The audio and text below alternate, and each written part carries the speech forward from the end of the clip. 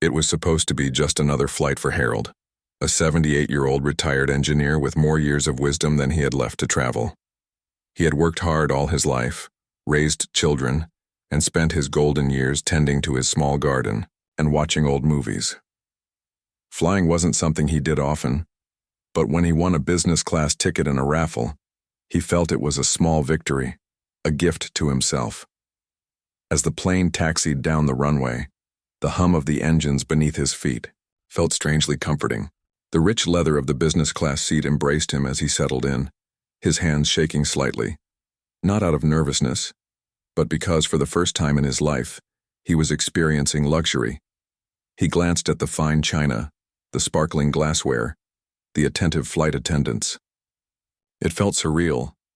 The flight was heading from New York to Los Angeles, a smooth journey that should have been an escape from the everyday, a time for Harold to relax, reflect, and enjoy his hard-earned seat.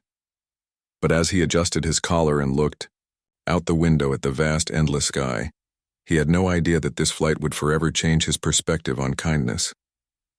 Minutes into the flight, a flight attendant approached Harold's seat.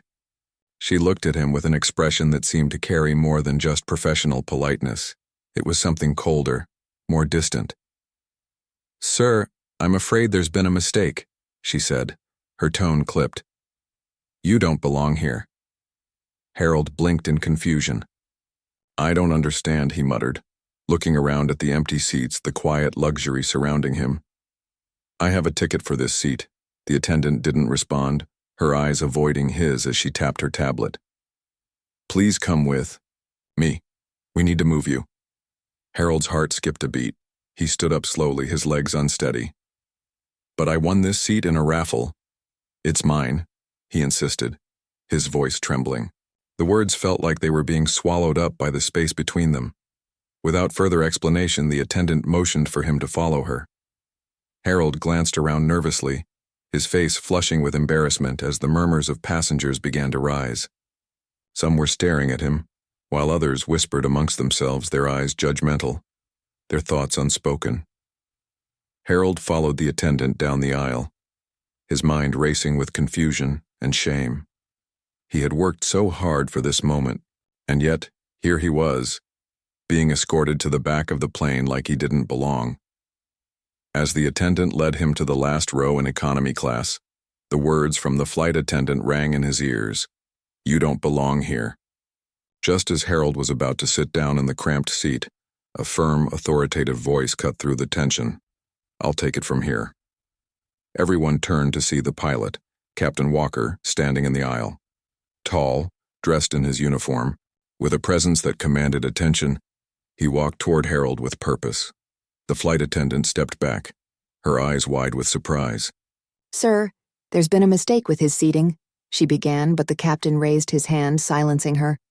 "This man is staying where he is," Captain Walker said, his voice calm yet firm. There was a collective gasp in the cabin.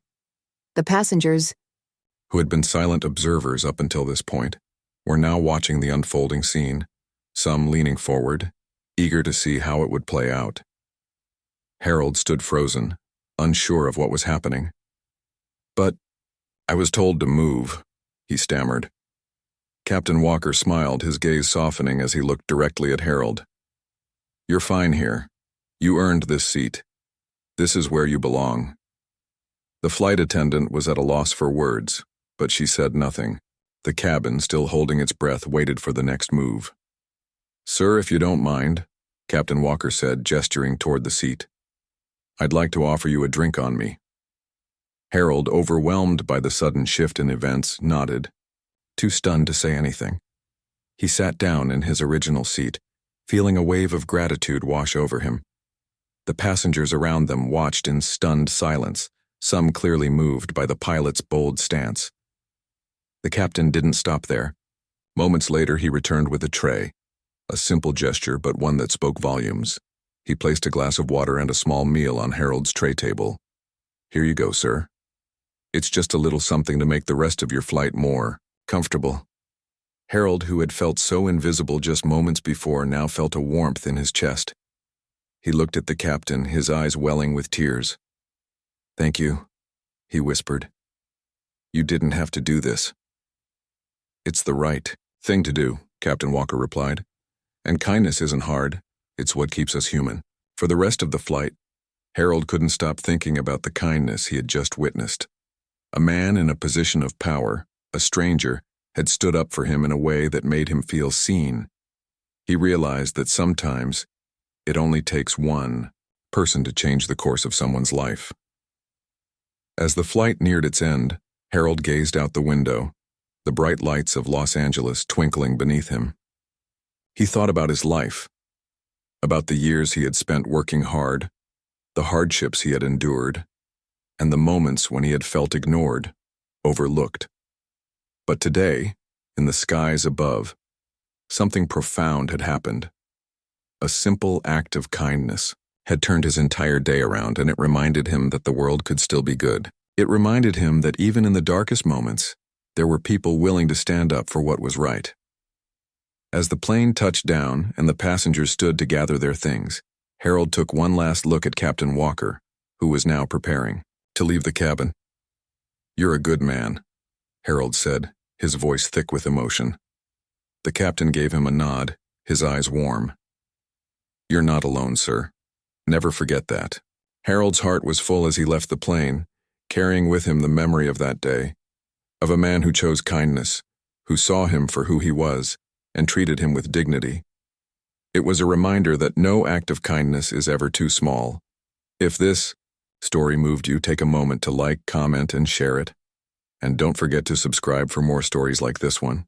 Share your own kindness stories in the comments below, and let's keep spreading the love. And if you want to hear more heartwarming stories that'll inspire you to make a difference, check out our next video. You won't want to miss it.